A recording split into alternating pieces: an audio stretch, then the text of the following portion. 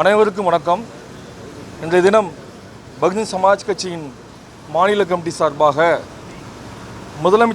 தமிழக முதலமைச்சரை சந்திப்பதற்கு நேரம் கேட்டு முதல்வரின் தனி செயலர் அவர்களிடம் மனு அளிக்கப்பட்டுள்ளது.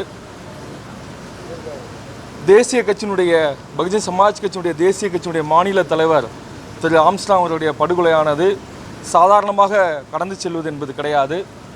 ஏறக்குறைய 75 நாட்கள் கடந்தும் இன்னும் உண்மையான குற்றவாளிகள் கண்டுபிடிக்கப்படவில்லை என்பது எங்களுடைய ஒரு குறையாக உள்ளது.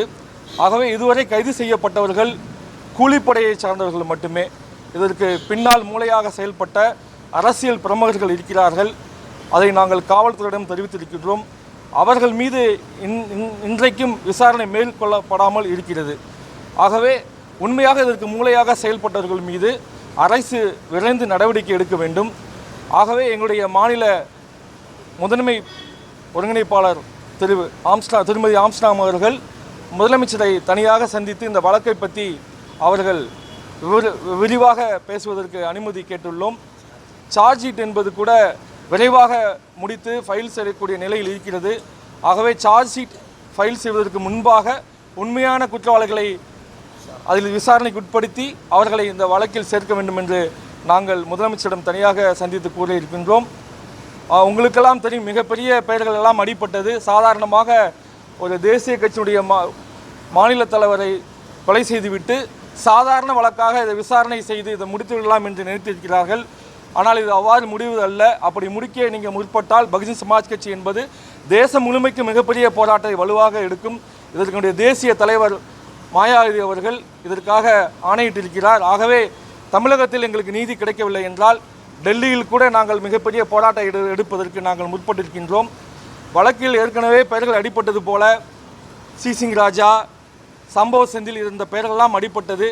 இதுவரைக்கும் சார்ஜ் ஷீட் ஃபைல் செய்யப்பட்டிருக்கிற தருணத்தில் கூட அவர்கள் மீது ஒரு எஃப்ஐஆர் கூட இந்நிலைக்கும் வழக்கு பதிவு சொல்லவில்லை. எஃப்ஐஆர் நீங்கள் நேமை சேர்த்துட்டு நீங்கள் விசாரணை மேற்கொள்ளலாம்.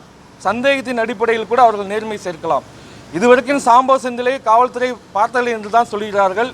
இந்த வழக்கை கூட நீங்கள் ஒரு உதாரணமாக எடுத்துக்கொண்டு அவரை பெயரை சேர்த்து கூட நாம் விசாரணை மேற்கொள்ளலாம். ஆகவே உண்மையான குற்றவாளிகளை கைது செய்யாதவரை பகுஜன் சமாஜ் கட்சி தேசிய தலைமைக்கு ஆணைக்கு இணங்க நாங்கள் இதை சாதாரணமாக விடப்போவதில்லை. அப்படி நீங்கள் விடுவோம் என்று நினைத்தால் நாங்கள் தேசிய அளவில் மிகப்பெரிய போராட்டத்தை நாங்கள் முன்னெடுப்போம். ஆகவே தான் முதல்வரை தனியாக சந்தித்து சிறப்பு குழு அமைத்து நாங்கள் முதல்வரிடம் எங்களுடைய உண்மையான கோரிக்கையை நாங்கள் அவரிடம் சொல்ல நாங்கள் முற்பட்டுள்ளோம். ஆகவே தான் இன்றைய தினம் பகுஜன் சமாஜ் கட்சி சார்பாக மாநில பொறுப்பாளர், மாநில பொதுச் செயலாளர் பெரியார் அன்பன், மாநில ஒருங்கிணைப்பாளர் மைக்கேல் தாஸ் அண்ணன், மாநில பொதுச் செயலாளர் ஜெய்சங்கர் மற்றும் மாநில செயலாளர்கள் இடும்பன், மாநில பொருளாளர் கமல்வெளி செல்வன், அட்வொகேட் சேகர், திருச்சி மாவட்ட தலைவர்களெல்லாம் நாங்கள் இங்கு ஒரு குழுவாக இங்கு வந்திருக்கின்றோம்.